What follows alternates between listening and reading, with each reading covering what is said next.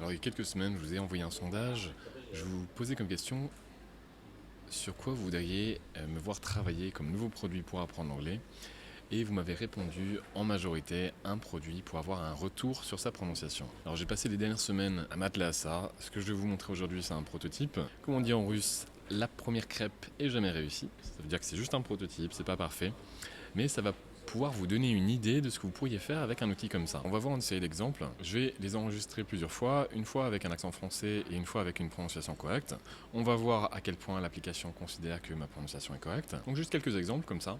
Et à la fin, j'aimerais que vous me disiez ce que vous pensez de tout ça, ce que ça vous inspire, ce que vous aimeriez voir en plus, ce que vous aimeriez voir comme amélioration.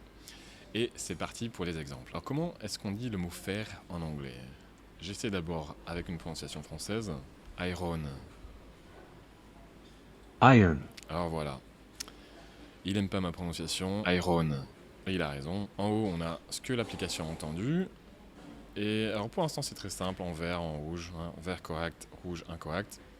Et en dessous, un modèle. Iron. Et on peut écouter chaque son. Iron. Alors voilà, là j'ai fait un R français. Et alors, je vais essayer maintenant avec une prononciation que j'espère correcte. Iron. Iron. Et voilà, j'ai eu un score de 100%. Iron. Voilà. Le iron. Voilà, c'est un exemple type. Alors on continue avec d'autres exemples. Importante. Important. Alors, il n'aime pas ma prononciation non plus. Importante. Il a même entendu une sorte de K ici. On va essayer. Important. Important. Voilà, on continue. Interesting. Interesting. Voilà. Il a raison. Alors le score est assez élevé, mais j'ai quand même 300 que j'ai massacré. On essaye. Interesting. Interesting. Voilà, un score de 100%. Interesting. Et on va continuer comme ça. Je ne sais pas si je vais garder tous les exemples à la fin, histoire de garder la vidéo assez courte. Mais voilà, je vais en enregistrer plusieurs. Car. Car. J'ai tout massacré. Car. Car. Car. Voilà, là il aime bien. Le R est sans doute la consonne la plus compliquée en anglais. Il s'agit d'utiliser les bords de la langue pour produire le son. Mais bon, c'est pas le sujet de la vidéo. Alors comment on dit ce mot-là que vous pouvez voir à l'écran? S-E-A-N. Il y a un acteur et un chanteur qui ont ce prénom-là, qui sont connus. Sean.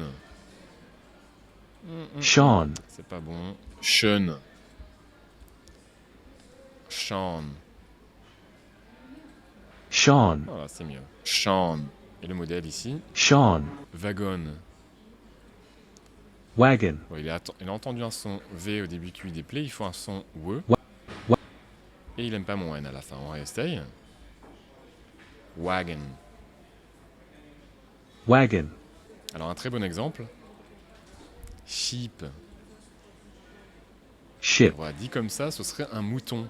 Mais là, c'est le mot pour un bateau, un vaisseau. Sheep. Voilà, sheep. Sheep, avec un long I. Ship. Mais il s'attend à un I bref, explosif, vertical. Ship. Ship. Voilà, comme ça dit... Ship. Voilà, c'est correct. Ship. Encore une erreur courante, le TH. Alors si je dis thing, Thing. ça lui plaît pas. Le S lui plaît pas, il lui plaît pas. Je réessaye. Thing. Donc j'ai placé la pointe de la langue contre les dents de devant et j'ai fait un I bref. Explosif, vertical. News. News. Voilà, il n'aime pas le Z. L'astuce, c'est que le Z se transforme un petit peu en son S en vérité. Il s'agit de bien l'écouter. News. Il y a un nom pour ça. Ce que j'aimerais faire dans une version plus complète d'un produit comme ça, pas juste un prototype, ce serait vous donner toutes les astuces qui permettent d'atteindre un score de 100. Vous voyez ça comme un jeu, un peu comme un jeu vidéo où on essaie de tricher ou de trouver l'astuce qui permet d'avoir le score maximal. Pareil pour la prononciation, pour tricher en prononciation anglaise américaine. News. News. Voilà, un score de 100. News. News. Je me suis concentré sur les mots pour garder la vidéo courte, mais voyons une phrase ou deux. A table for two, please. A table for two, please. A table for two, Ah, ça ne suffit pas. On va réessayer. On pourrait aller dans plus de détails. C'est encore une fois qu'un prototype. A table for two, please. A table for two, Voilà, c'est bien please. passé. Un dernier exemple. She says hi. She says Voilà. Et là, hi. l'astuce, c'est que dans le mot du milieu, la voyelle qui se dit, c'est juste un E. C'est pas A dans ce cas-là. She says modèle. hi. She says hi. Says. Et là, j'ai dit une diphtongue. Alors, je vais essayer de manière correcte. She says hi. Et voilà, 100%. Encore une fois, c'est juste un prototype. Ce que j'aimerais avoir, c'est votre avis. Et il y a un sondage sous la vidéo, ou sinon un lien vers le sondage sous la vidéo. Dites-moi ce que vous pensez de tout ça. Et je vous dis à très bientôt. Merci d'avoir regardé et merci de partager votre avis là-dessus pour m'aider à vous aider en anglais.